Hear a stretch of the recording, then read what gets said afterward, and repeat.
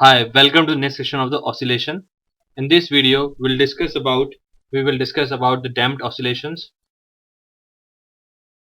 In practical life, we always see the damped oscillations because a system is an ideal situation. In fact, there is always a resistive force offered by the medium. For example, air resistance. In case of simple pendulum, when we study about a simple pendulum, we have taken the ideal cases.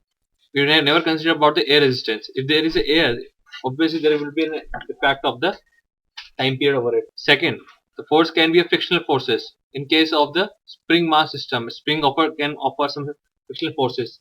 It can be in the case of a vibrating tuning fork, right? This type of extra forces, external forces, cause the oscillation, damped oscillations. मतलब इनकी कुछ ना कुछ कम कर देता है, amplitude कम करना शुरू कर देता है. यानी कि जो energy loss in doing work against this resistive forces and frictional forces is most dissipated in form of heat. यानी कि इन फोर्सेस की वजह से जो हमारा एनर्जी लॉस होती है वो किस फॉर्म में होती है? हीट के फॉर्म में होती है. यानी कि हीट के फॉर्म में इसके थ्रू एनर्जी लॉस हो जाती है. तो mechanical energy of oscillator at any instant is half K A square. Mechanical energy होती है, ए क्या होता है? एम्पलीट्यूड होता है. और हम देखते हैं कि जो एक्सटर्नल फोर्सेस है, फ्रिक्शनल फोर्सेस और रेजिस्टिव फोर्सेस हैं, इसकी वजह से एनर्जी लॉस होती है, उसका इफेक्ट होता है सीधे एम्पलीट्यूड पे. यानी कि हर बार एम्पलीट्यूड कम होना शुरू हो जाता है. जैसे जैसे टाइम बढ़ता चला जाता है, हमारा एम्पलीट्यूड कम होना शुरू हो जाता है. ठीक है, क्योंकि एनर्जी सीधे हाफ के ए स्क्वायर से रिलेटेड है. ठीक है, अब हमें पता है कि एनर्जी लॉस होना शुरू हो गई है हीट के फॉर्म में, क्योंकि फ्रिक्शनल और रेजिस्टिव फोर्स एक्ट कर रहे हैं. अब ये दो फोर्स एक्ट कर रहे हैं, एनर्जी लूज हो रही है. एनर्जी लूज हो रही है तो के तो कांस्टेंट रहेगा, यानी फर्क किससे पड़ेगा? एम्पलीट्यूड पे.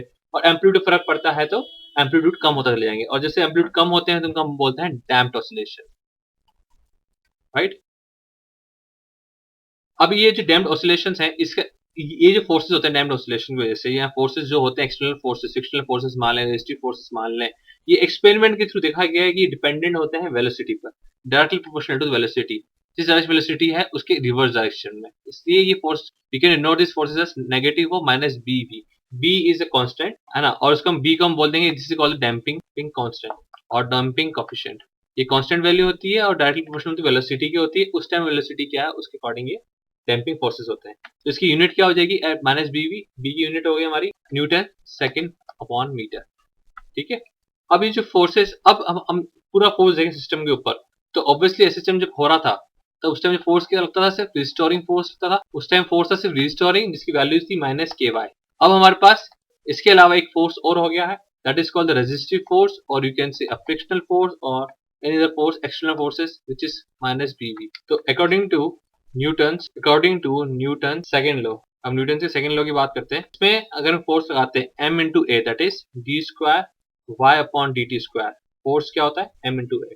फोर्स इसके बराबर हो गया माइनस के वाई और minus b into b. V क्या होता है? D Y by D t. हमने फोर्स लगाया, हमारे पास डिफरेंशियल इक्वेशन आ गई.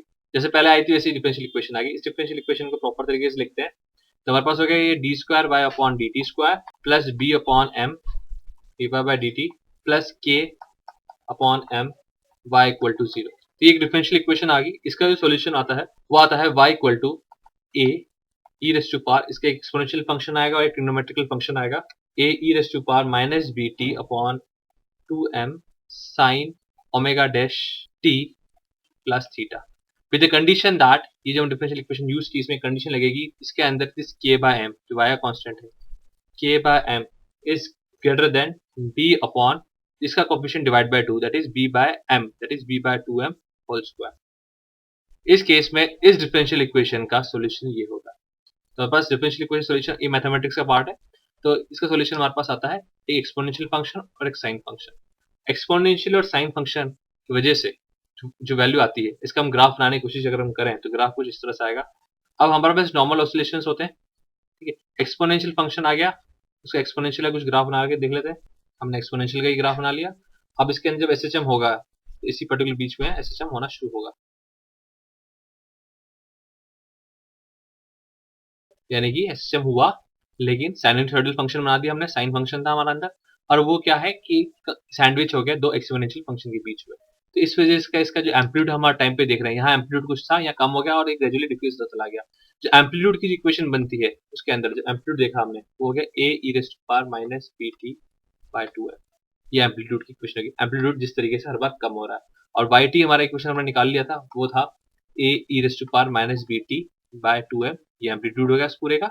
और साइन, इसके बाद लिखते हैं sine omega dash t plus theta pi. और यहाँ पे ओमेगा डैश की जो वैल्यू है वो होती है k by m minus b by 2m whole square then square root of it.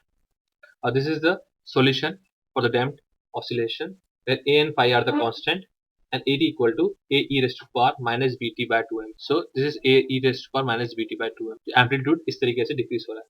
तो उसी तरीके से अगर एनर्जी देखते हैं तो हमारे पास एनर्जी होती थी हाफ के ए स्क्वायर। यहाँ पे एम्पलीट्यूड वेरिएबल है तो हमारी एनर्जी होगी half K A square into E raised to power minus B T upon K. तो ये एनर्जी आएगी, उसका स्क्वायर कर दिया। फॉर स्मॉल डैम्पिंग जहाँ पे बी अपॉन टू के एम स्मॉलर देन 1 है और एनर्जी डिकम्पोज हो रही है exponentially with the time. Thank you.